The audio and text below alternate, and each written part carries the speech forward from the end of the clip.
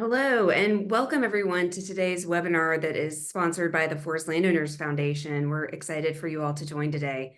We'll be talking about U.S. private forest sustainability in the 21st century, some innovative and new ideas from some of our partners that we're working with. My name is Lauren O'Shea Ward. I'm the president of the Forest Landowners Foundation. Very excited to welcome you all today. And our guest speaker today will be Katie Fernholz, who is president and CEO of Dovetail Partners.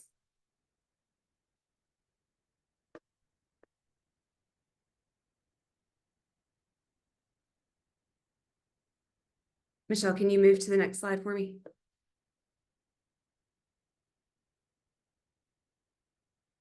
Great, thank you. So I wanted to introduce everyone a little bit, for those who are not as familiar, to the Forest Landowners Foundation. We are a key partner for the Forest Landowners Association, and we work hand in hand toward their goal and our goal, which we share together.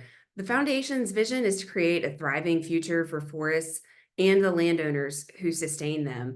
And our mission is to support sustainable forests and the landowners who cultivate them to meet all of America's various economic, social, and ecological needs that come through these managed private forests. And how do we reach those goals? We have three areas where we focus our work. One of them is to tell the story of America's forest landowners. And we're not trying to run sort of a public PR campaign with this work. We're really trying to focus in on the individuals who need to hear forest landowners' story of sustainability and of their community action for all that they do for America and the needs that they meet. We're trying to tell it to the people who need to hear that the most. We really try to focus in on a specific audience, and I'll get a little bit more into that in a moment. Our second area of focus is providing tools for landowners to be successful so that they can continue to own and pass down their land. And then finally, our third area of focus is to prepare the next generation of future forestry leaders so that they're ready to meet the challenges and opportunities that will face the forest landowner community into the future and for generations to come. The work that you're going to be hearing about today is focused on our first area, where we're telling the story of America's forest landowners.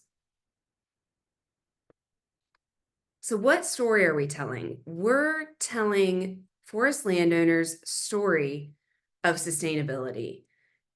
Some of you may be thinking to yourselves, why do we need to do this? Why do we need to tell the story of America's private forest landowners' sustainability? Because many in our community, we already know that these forests are being owned and managed sustainably, responsibly, from generation to generation. And many of our landowners take great pride in the stewardship and the care that they have over these resources.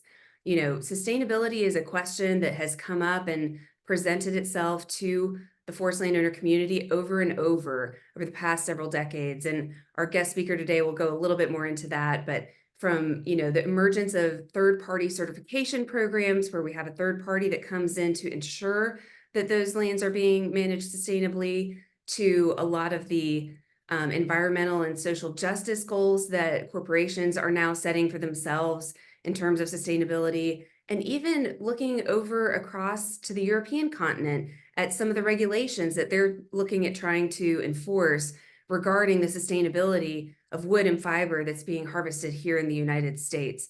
The sustainability question is one that just morphs and changes over time. It's one that we feel like we answer all the time, but it continues to change, it continues to develop. And so we're trying now to get a little bit ahead of it, to be a little bit more proactive in telling that sustainability story, so that when the next version of that sustainability question arises, then we are prepared. We already have the answer, and we're telling the right people who are asking those questions, and we're proactive to try to get ahead of this.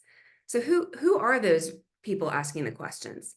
Who is the audience that we are trying to reach with this work of telling the sustainability story of America's private forest landowners? We're really looking at those who are making decisions that can affect having strong and healthy markets for those landowners to continue to be economically viable. So those decision makers that are trying to decide where they're going to source their fiber from, what types of goals and objectives and standards that they are going to look at implementing and applying to ensure to their customers that that fiber or that wood was harvested sustainably, and in a responsible way. Those are the decision makers who can make or break these markets. If they decide one day that they want to go with a bamboo-based product instead of a wood-based product, then that's a loss of a market for our forest landowners. And we know that that's bad for the landowner, and it's bad for the environment, and it's bad for those forests as well when they're not able to sustain themselves and remain economically viable. So we're really focusing in on a key audience here. Where can we find that audience? And how can we tell this story to them? You'll be seeing a little bit more in the next few months about our work that we're doing in this area. But the foundation actually has launched social media accounts on Facebook, LinkedIn, and Instagram. We'll have information at the very end of our presentation today where you can get connected with those, and we encourage you to do so because we're trying to get to this audience in a lot of different ways. One of them is on social media. We're also going to be taking the work that Katie and Dovetail are doing in partnership with the foundation and leveraging it toward a strategic media and communications campaign where we can surgically go in and try to get some of this information, this key information in front of this particular audience. And then what language does this audience speak? A lot of us who are in the world of forestry, conservation, private forest land ownership, management, we speak a lot of the same language. We use a lot of the same jargon and the same terms. But I think that you can sense that based on how I've described this audience that we're trying to reach, they probably don't speak the exact same language as we do. They talk about sustainability in different ways than we do. They see their sort of worldview and their viewpoint on what sustainability means comes from a very different place. And so the work that we're trying to do is really trying to integrate that viewpoint into the communications and the research and the outreach that we're doing so that the messages that we're communicating to this key audience resonate with their viewpoint. And all of that to say, you might hear me and Katie and others talk a little bit differently about sustainability today than you're used to hearing from a typical webinar from Forest Landowners Association or Forest Landowners Foundation. But really, we're trying to do this in a new and different way, not the way that we've always done it before. And I think that, the audiences we presented this work to so far have really come to it with an open mind, and it really resonates. And so I invite you all to do the same.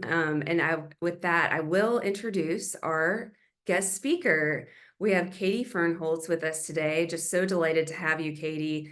She is the president and CEO of Dovetail Partners. And we have the foundation has partnered with Katie to produce a report talking about sustainability of U.S. forests in the modern age. And with that, Katie, I will go ahead and hand it over to you. Thank you. Thank you very much, Lauren. Happy to be here. It has been wonderful to collaborate on this project and this work together. So I just have a few slides just to frame up some of this storytelling, some of the language, the information around engaging with audiences that we've started to put together. But then we're going to have plenty of time for questions and discussion as well. So we're going to talk a little bit about U.S. private forest sustainability in the modern era, really, like Lauren alluded to, moving beyond some of just the focus on third-party certification as the only way to verify sustainability, looking more broadly than that, and really looking at environmental, social, and governance, the ESG, the three-legged stool of sustainability, looking at all of those dimensions of sustainability in the storytelling. So first of all is, the part of the storytelling that we're all used to, but believe it or not, a lot of people haven't heard this story yet or haven't understood why these facts and these conditions are a way of knowing that we're sustainable in the United States with our forestry. So first and foremost, the United States has a lot of forests. Forests and woodlands, over 800 million acres. That's more than a third of US land area. So why is that a measure of sustainability? I mean, first of all, it's something to be very proud of. We are a nation of forests. It's beautiful. But really, in terms of sustainability, there's a couple of contextual ideas around that amount of land. First of all, one of the natural questions is, well, How much could we have? Is 820 million acres, half of what we should have? Is it that's one of the questions you hear out there. Is that a lot or a little compared to what we should have? Bottom line, we have 820 million acres out of a theoretical maximum of about 1 billion acres. So if you look historically at what we know about the landscape and the ecological conditions and what this land could support in terms of cover types, about 1 billion acres of the US today has ecological conditions that could support forests and woodlands. We have 820 million of those acres doing exactly that. So that's why that is such an important metric of sustainability in relation to what's possible. We're doing really, really well with keeping our landscape forested. We also know that that number has gone up over the last 100 years. That in contrast to many parts of the world where forest area is declining, the United States has been gaining forest area for generations. It's tough to imagine that that can continue given some of the land use challenges we're facing today. But that's one of the reasons it's important to talk with audiences about the history, what's brought us to now, and engage in a sustainability conversation about the real challenges we have to collaborate on going forward. So 56% of forest land in the US is privately owned. Why is that a measure of sustainability? Well, what we know in the United States is diverse land ownership creates resiliency. In places where maybe only one part of the government or maybe everything's private, where you have places where land ownership is not diversified, then changes in markets or changes in policy can have a much more dramatic impact on land use. But in the United States, we have public and private forests. And within those categories, we have dozens of different types of public owners, dozens of different categories of private owners. That diversity of ownership creates resiliency. So that different landowners with different management objectives can do different things, even within changing markets and policy. So diversified land ownership is part of the US sustainability story. Over 30 million people are connected to family forest ownership in the US, which is approximately 1 in 10 people in the US population. So why this is so important about sustainability is understanding that forests touch so many lives in the United States, so many families, so many people's lived experience and very personal experience with loved ones connects back to forest land. It's really an important dimension of our culture as Americans and our relationship to the land that we live on. In terms of economic sustainability, we know that forests support all kinds of forest product markets, materials, from energy to the built environment to packaging, all of these uses of materials, that there are so many opportunities to increase circularity, to increase recyclability, renewability. Forests can influence changing all of those materials to be more sustainable. But the markets for forests are also expanding in terms of carbon ecosystem services and things that provide other benefits within society as well. So environmental and economic sustainability, we have a really powerful story to tell around those two dimensions of sustainability. And we're beginning to get better at telling our social sustainability story. And ultimately, that's where a lot of really innovative work can be done. So let's lean into that question around social sustainability and what that means in the United States. So like I said, sustainability is a three-legged stool. Economic sustainability, in terms of you can't keep things operating if you can't pencil it out and the bottom line doesn't work out. You can't operate in the red for very long. Environmental sustainability, we know that means monitoring our forest resources, our health, our growth to harvest ratios, our endangered species, using best management practices. All of those things are largely about environmental sustainability. So how do we address social sustainability? This is all about people. And part of that story is certainly about workforce. And workforce has to do with who's employed in the forest sector and all the ways that we make sure that employment, that there's health, that there are really strong employment opportunities. And we also invest in recruitment and retention of the workforce in the sector.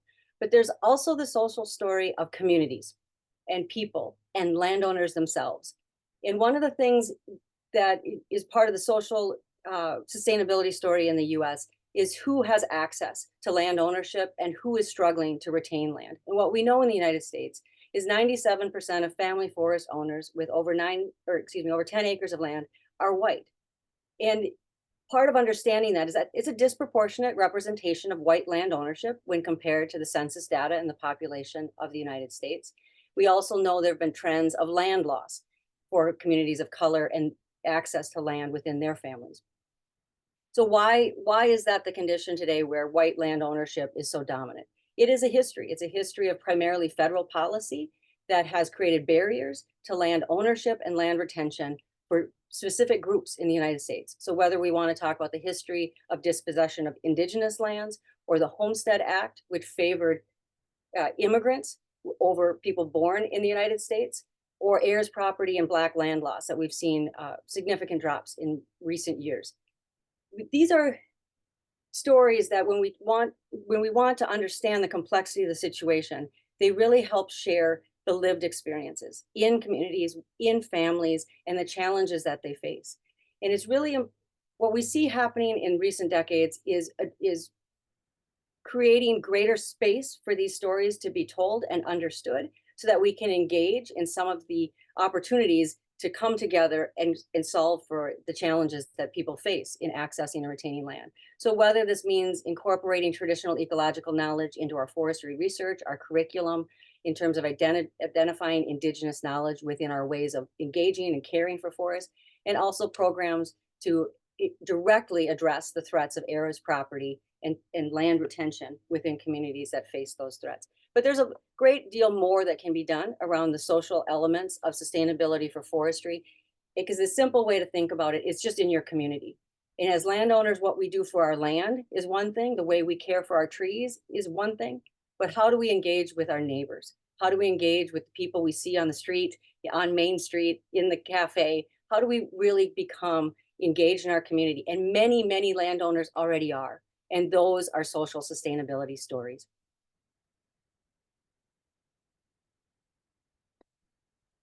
So we mentioned in the beginning that part of the sustainability story is about moving beyond certification as, you know, the only or even the best way to assure sustainability.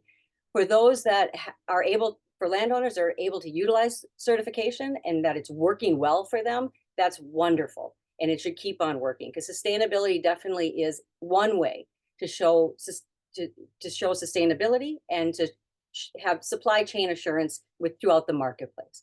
But we also know that certification isn't accessible for everyone.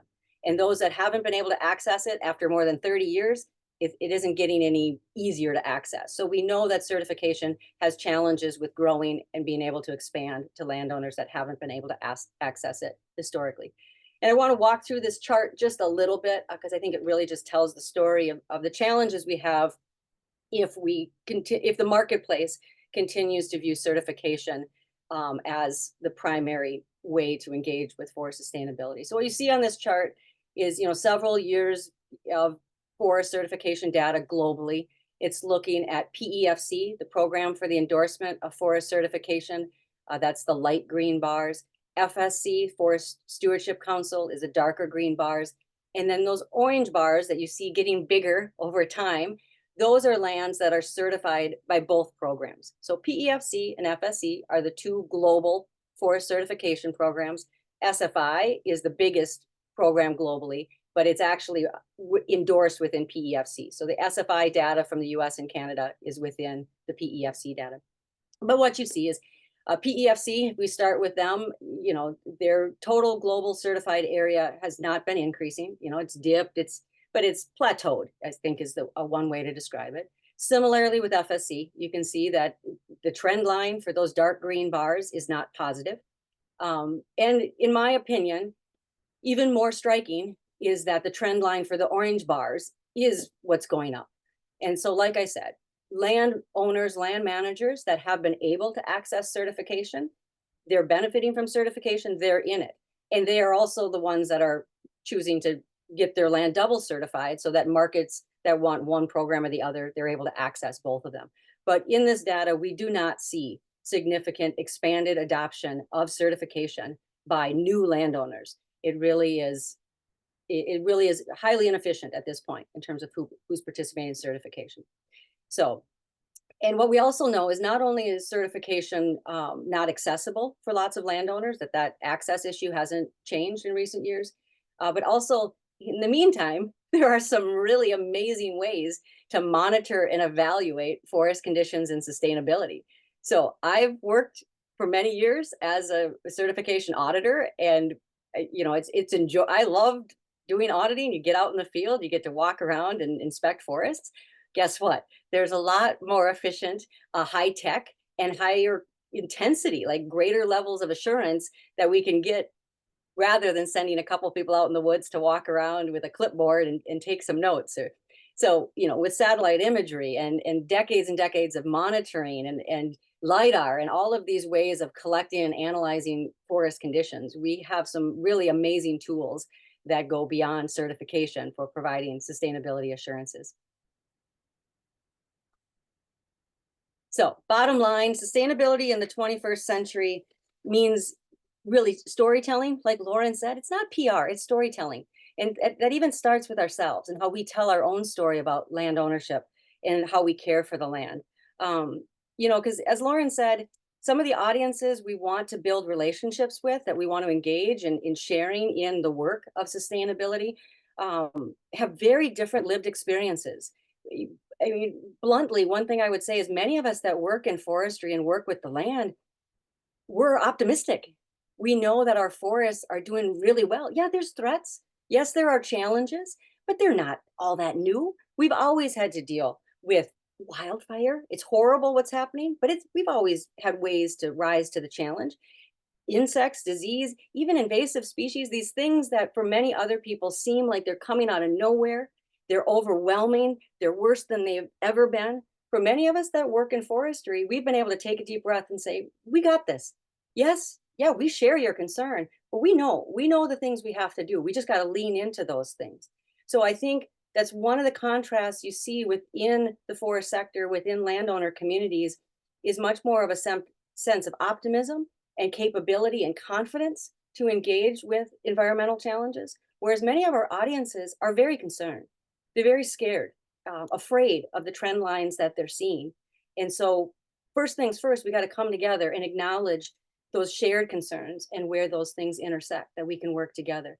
But it is one of the contrasts, the level of optimism in forestry. And I think we have every reason to be optimistic because we are doing great work and we do have great stories to tell. So whether it's our growth exceeding our removals, best management practices, like I've talked about, stable to growing forest cover areas, we have all of these monitoring systems with forest inventory and analysis, FIA, all of these things that we've been doing for decades. So we should feel confident. We should feel optimistic about what we can do when we're given the chance to thrive. And as I said, the US has a culture of sustainability and caring for forests. We're a land of forests. I grew up on a farm, so yes, all due respect to the fact that this country also has cropland and rangeland and a few other land uses, but we are a nation of forests. We grow trees and we have diverse, beautiful, resilient forests across this country. And our forests, they're sustainable. And in order to maintain that, we need to keep doing the things that have been working. In order to maintain US forest sustainability, it isn't this really challenging research question to go figure out how can we possibly sustain US forests. They are sustainable. So we just have to remind ourselves of what's been working. It's been investment in the supply chain, in our manufacturing, in all of the technology, infrastructure, research, every dimension of the sector, including investing in people and our communities, our forest dependent communities. But investment is what's made our forests sustainable. Strong markets for diversified products, which includes innovation around our products, has helped make us sustainable. And importantly, regulatory and even trade policy certainty. We really need, we all know forestry, growing trees is a long-term endeavor. When policy changes too much, it's really hard to know what to do with your trees over the next several decades. So policy certainty, and a level of disruption within policy is also very important to forestry. And that's something that we know has contributed to our sustainability is reliable policy systems. So we know what we got to do. We need to do more of it, have good storytelling, and bring more people into the good work of forest sustainability in the US. Thank you. I think the final slide just has my contact information. And if you don't know how to find me yet, now you do. So thank you, Lauren. Good. Thank you, Katie. That was just wonderful. We really appreciate it. And I did neglect to mention at the beginning of the webinar that we do have time for Q&A. And if you do have a question or a comment about Katie's work with us on this, then you can either put it into the chat or you can put it into the Q&A function. It's at the bottom of my screen on Zoom. You just click there and put your question in, and then I will relay that to her. But while we're waiting for any of those to come in, Katie, I just had a couple of questions of my own for you. We've had a lot of deep dives and great conversations about this, so I want to kind of bring some of that out to our audience today. But you know, especially the dichotomy that you were talking about, that stark contrast between just how we as a community in forestry feel about what's happening on the land versus that audience, those questioners, those people who are demanding just a higher and higher and higher bar to be set for sustainability. Where do you think that comes from, and how can we bridge that gap? And I know that's part of what we're trying to do with this work, but just wanted to pitch that one to you. Yeah. You know, and in terms of where that anxiety around the condition of our environment comes from is everywhere. I mean, we all see the same headlines. I mean, every day there's a headline that says things are worse than they've ever been. We're on the edge of the great extinction. You know, and I don't want to belittle that. I don't want to be flippant and dismissive of it, because there's some research behind most of those headlines. But that's where it comes from. Is too much of our messaging around environmental conditions, including forest conditions, for decades, going on 3 generations. We've had environmental messaging around natural resource that has focused on being alarmist. And what the research is starting to show is it's worked. We've made people eco-anxious is the new term, eco-anxiety. People that are going to counseling because they're stressed. They're absolutely stressed that this is the end of the world as they know it. And these aren't people that are irrational. It's been told to us every day of our adult lives. Every headline has told us we're going off a cliff. Yeah. And I think what we have to do about that is acknowledge it. First, acknowledge that anybody who's been paying attention has every right to be anxious about the future. But what you see in the research too is the way to solve it is to talk about what we can do and all the things that are being done that are highly effective. And it isn't just replacing alarmist headlines with positive tokenism. It's really about telling the stories. You know, because like for forestry in the US, there's a time 100 years ago, our forests were in terrible shape, you know, in many parts of the country, different parts of the country at different times.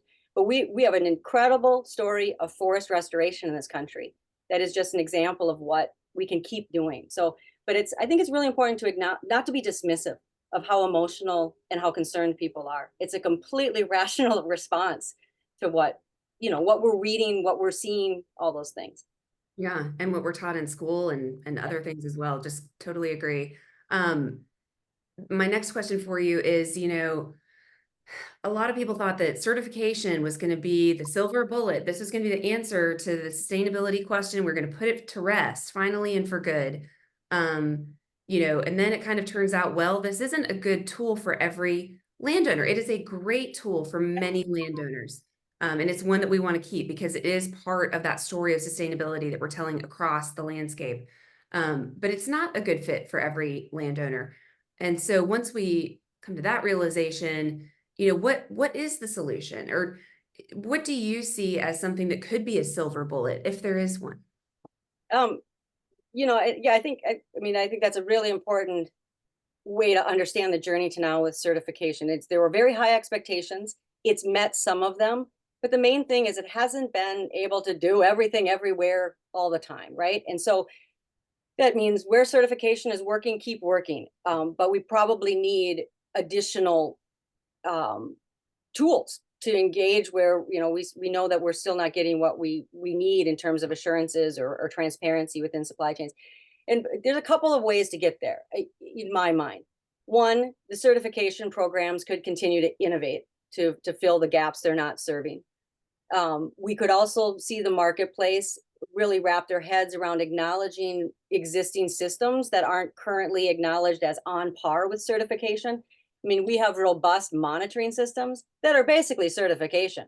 You know, if you go out year after year after year and you're collecting data, monitoring, certification, I mean, these are very similar types of in terms of the transparency they deliver, the accountability, the insight into what's happening on the landscape. So I think there's a need for the marketplace.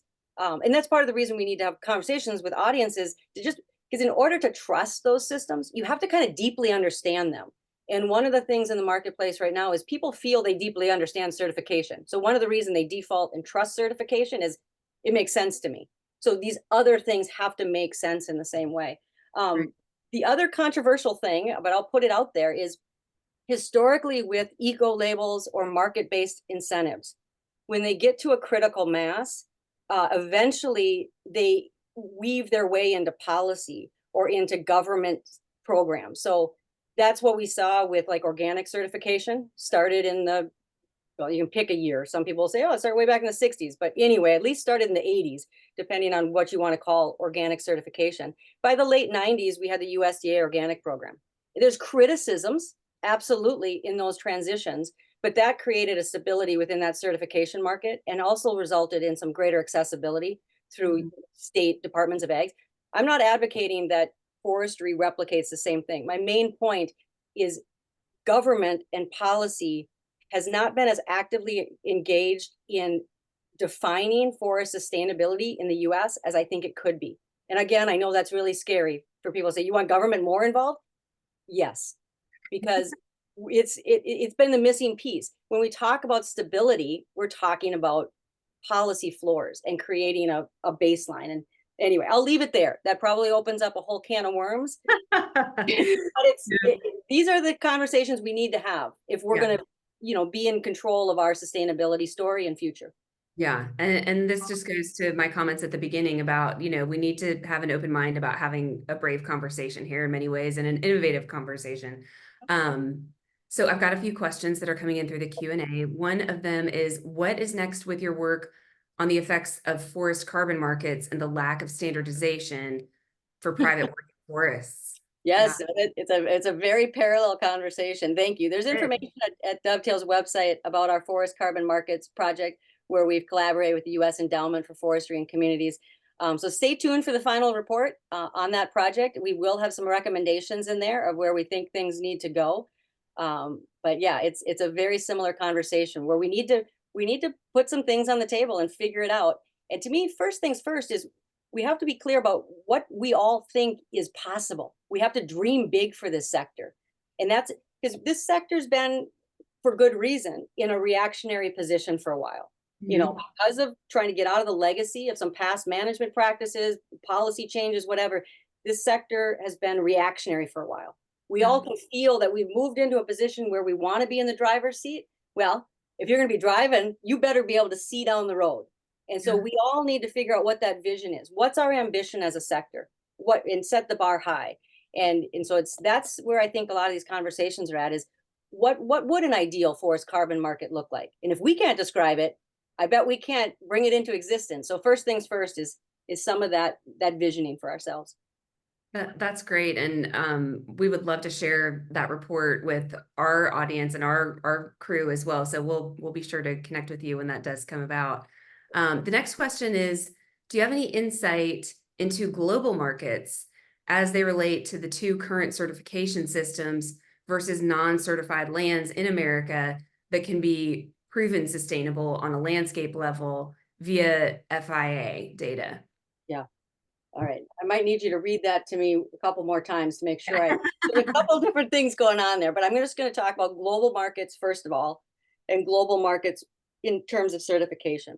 So I shared that chart of certification. What's not in that chart, because of the date cutoff, is the Russian invasion of Ukraine. When Russia invaded Ukraine, double-digit percentages of certified land under both programs was taken off the books. So after that war started, those charts dropped dramatically for both FSC and PEFC, as wood within Belarus and Russia became conflict timber. And of course, all of the other government policies around doing business with Russia. So in terms of global markets and trade with certification, it is absolutely at a low point, not only because of the certification programs plateauing, but because of, certification can't supersede global conflict. It just doesn't So you had an event like that that really disrupted the marketplace. Because up until then, Russia was the nation with the largest FSC certified land base. So larger than the certified land base for FSC in Canada. Russia's a state that was certified was even larger. So the impact on the FSC program was quite dramatic. When it comes to global trade, I think we're at a point of disruption. Some of the things we thought would be true aren't going to be true. 10 years ago, 15 years ago, everybody said, oh, just watch, we're going to be selling all this stuff to China. The market in China is going to be, there's different things happening there with demographics and consumption and in-country production and sourcing from neighbors. That's very different than what I think a lot of US wood products producers thought would happen in terms of trade to Asia. More recently, I was reading with trade to Asia, even 10 years ago, many Asian nations, primarily China and India, and Vietnam, those were the top three, were looking at expanding their coal production. That's shifted. They've canceled a bunch of coal production. It's opening up opportunities for wood pellets from the US. So global trade is being disrupted by a bunch of different factors, economic policy, and just relationships. We're kind of at a low point globally for some diplomacy actions and trade relationships, trade negotiations. So what that all means for the forest sector is what you thought you knew or might happen might be different. So tune back in. If you thought you knew what was going to happen this decade or something, dive back into the data, dive back into the information, and revisit the things that are coming out of the UN, out of the World Bank, out of these trade organizations, out of the State Department. If you haven't been paying attention to what global and domestic trade organizations have been doing lately, dive back in, because you might be surprised by some of the things we thought would happen that are turning corners, not just, taking a hard right or left. So that's part of it. When it comes to certification, with global markets, I do think one of the things Dovetail always talked about is certification has its maximum value when you don't have sight into a supply chain. And so in my mind, it has some limited value when you're buying wood from your neighbor, right? If you don't need to buy certified wood from your neighbor, just go look across the fence line and see if you approve of their management. Right. The opposite extreme of that is when you're buying wood from the other side of the world. It's harder to get good insight into that. So the further away you are, the less transparency or sight into a supply chain, the more value certification can have. And that's what we certainly see. So Yeah. No, thanks, Katie. A few more questions coming in. This one is from a forest landowner with 500 acres of timberland in southeastern North Carolina. They've worked hard to get FSC certification. This certification gave them absolutely no priority or price bump at the mills. Their loggers sold the timber, their loggers sold the timber too. Sorry, I'm trying to read this.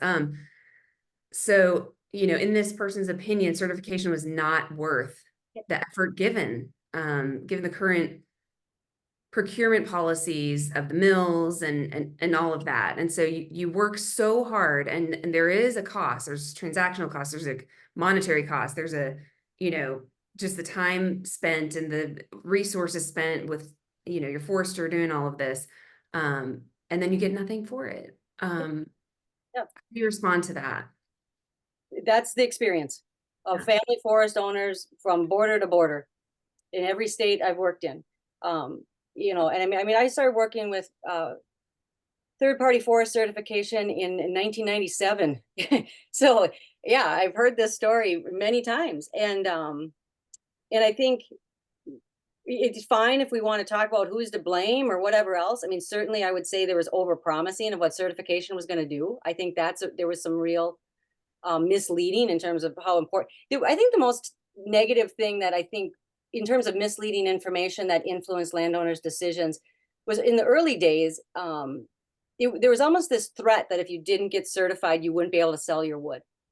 Yeah. And I always push back on that because it's completely dishonest. And my lived experience from organic agriculture is, we have like 2% of cropland in the US certified organic, and every other 98%, all the other acres sell their crops just fine.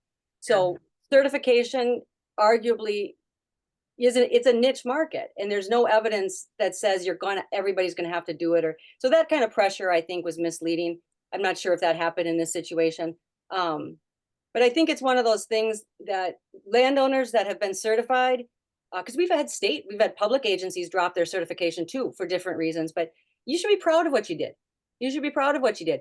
And bottom line is you passed the test and you have those reports that show you're sustainable. You should be proud of that. You did it. It was a lot of work. Maybe it didn't economically pay off, but you have a story to tell about the rigor of your management. And that story doesn't end just because maybe you haven't found the economic value and you've opted out of certification. That story still happened. It's still part of your level of commitment and your level of performance. And so hold on to the part of the story that you control, and the rest of the story in the marketplace and everything else, it just is what it is. So No, that's a great message. I think that that's wonderful. And like we said before, certification can be a very excellent tool for some landowners and even those who aren't seeing an economic return from it. I think it's part of that pride of stewardship, you can wear that as a badge of honor. Next question.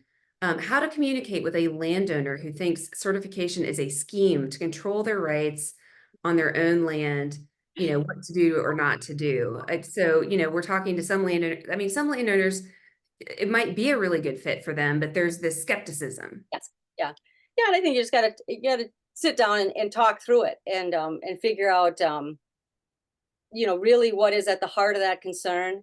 What information, maybe if there's some specific information they don't want to disclose, or there's something like that, but I think it's in those conversations, you always have to just figure out, are we at an impasse where the perception of the threat is so significant that there's no way to like tease it apart and try and address some specific concerns? And then it's okay. I mean, if somebody doesn't want to participate, it's a voluntary program, last I checked. So sometimes you're just going to have to say, hey, is it okay if I call you back in 6 months and we revisit this, whatever.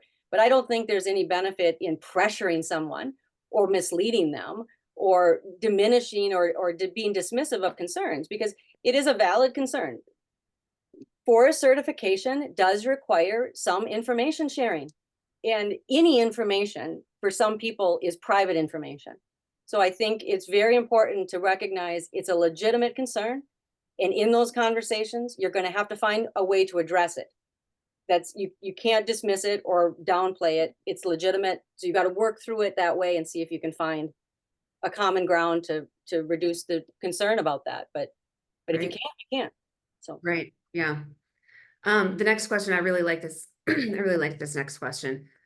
What forums are most effective for having honest, resolution-oriented discussions with all forest stakeholders? And the Forest Dialogue at Yale is one that is given as an example, but I'd love to hear from you about this, because a lot of this is, you and me have had so many conversations about this. We've got to have honest and open discussion about this. We've got to be a little bit more proactive and forward looking than we've been in the past. And part of that is just talking to each other and transparency, and what is the forum, what is the space where that can happen? the the positive news is lots of them, lots of different spaces, lots of different forums can do this. It's more about two things. One is doing it. I'm kind of a weird geek for like online courses and like random topics that I'm curious about. So the free online course I did about 6 months ago was on global diplomacy. And one of the core messages in that thing was, as long as you're talking, diplomacy is occurring. Once you're not talking, then there's no hope, and that's the number one thing here, is create spaces that people return to, that people stay in dialogue.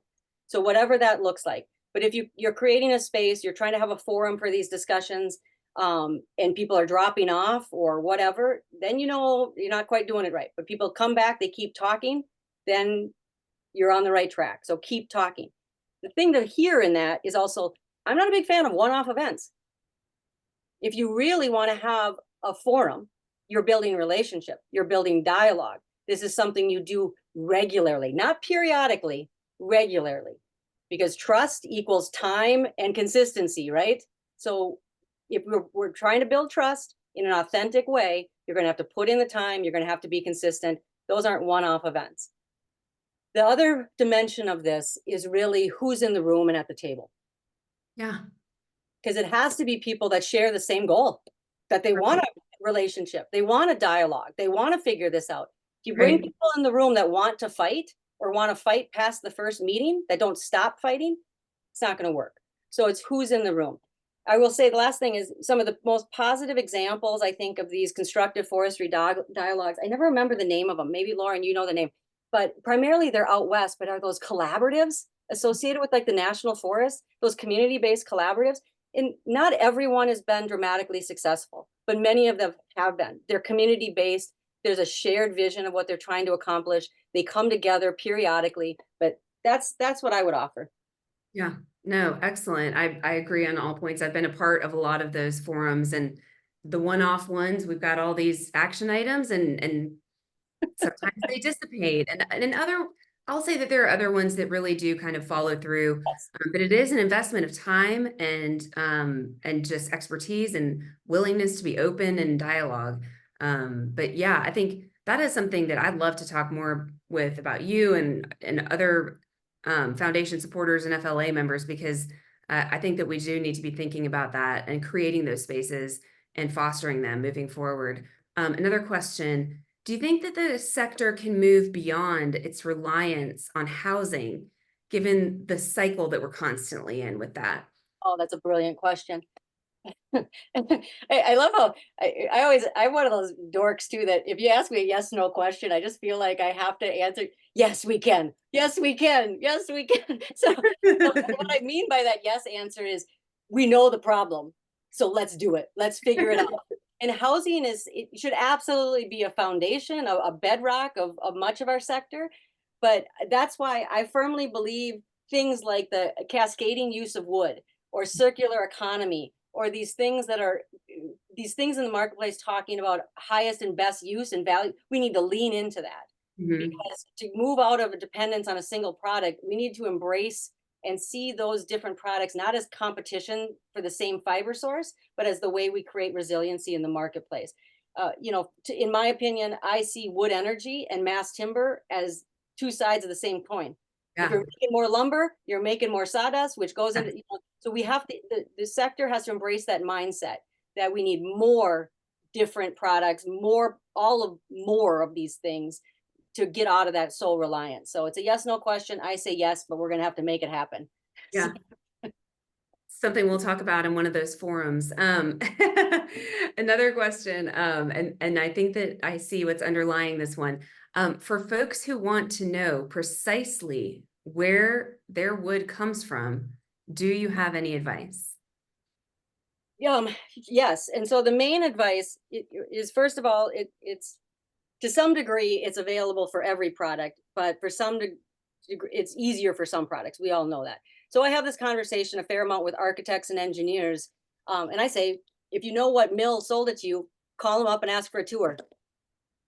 I mean, that is totally possible with most solid wood, you know, materials like that. You get into finished products like furniture, not as feasible. But if you're buying product that's a 2x4 dimensional lumber, you probably can figure out who produced it, and they can take you on a tour of at least some forest, whether it's in collaboration with the forest they supply from. But that's my number one answer is try and figure out if they can get back to some forest they can tour. If they can't tour a forest that is specific to their producer, then what's really easy is if you know the species, if you just know, like, what is it? Is it a white pine? Is it a, I'm not, as a whatever, name your favorite species.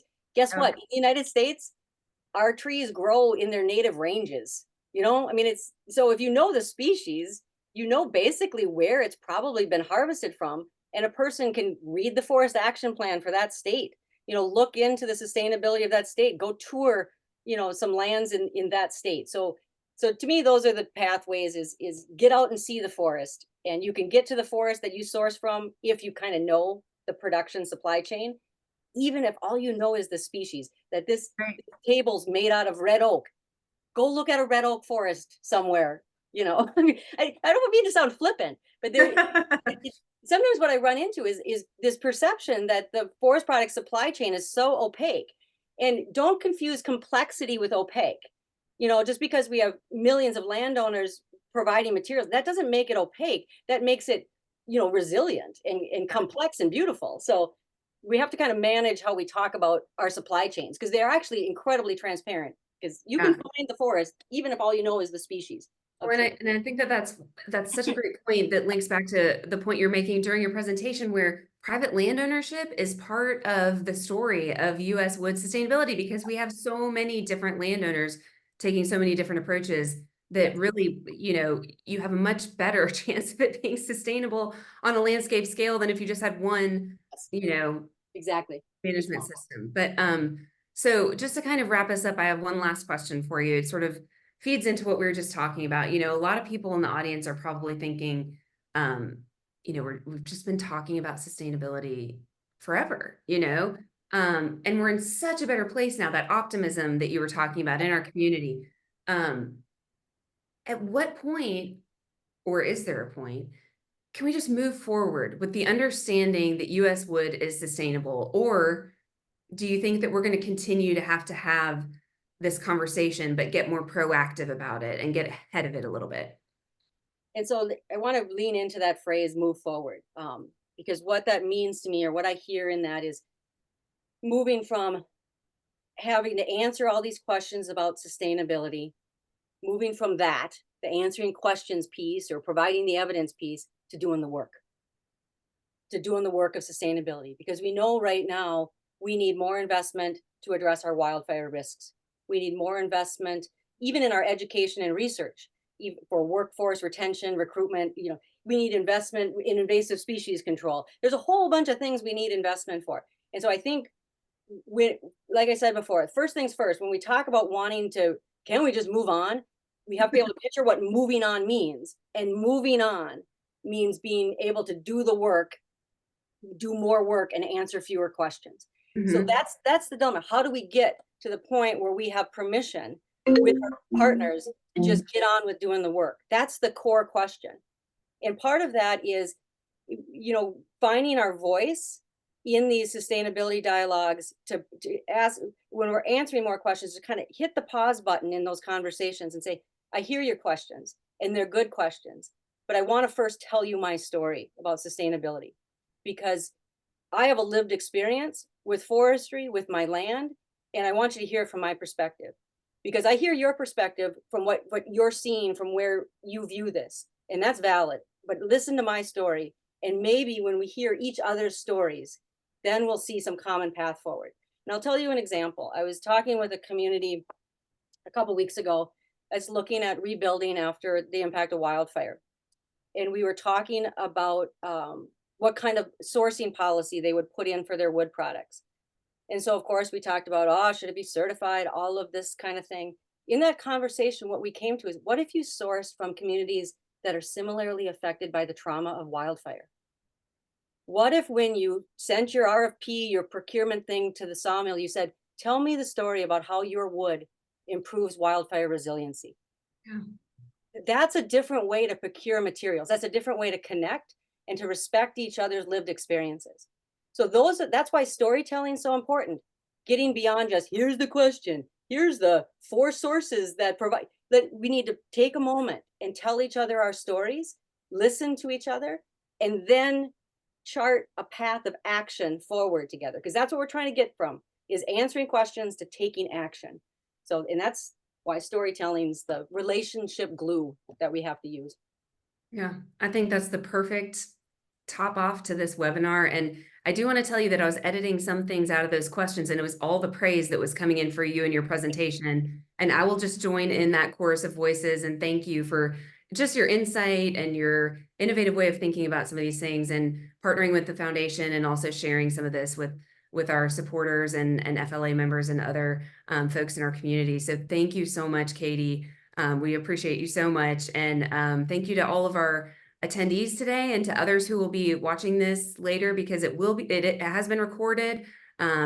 You all, everyone who's registered will get a link to this as well, and we'll be disseminating it to our other partners as well through Dovetail and whatnot. So thank you everyone for attending. Thank you, Katie, for being here. Appreciate it so much, and looking forward to continuing the conversation in these forums and other places as well. So thank you.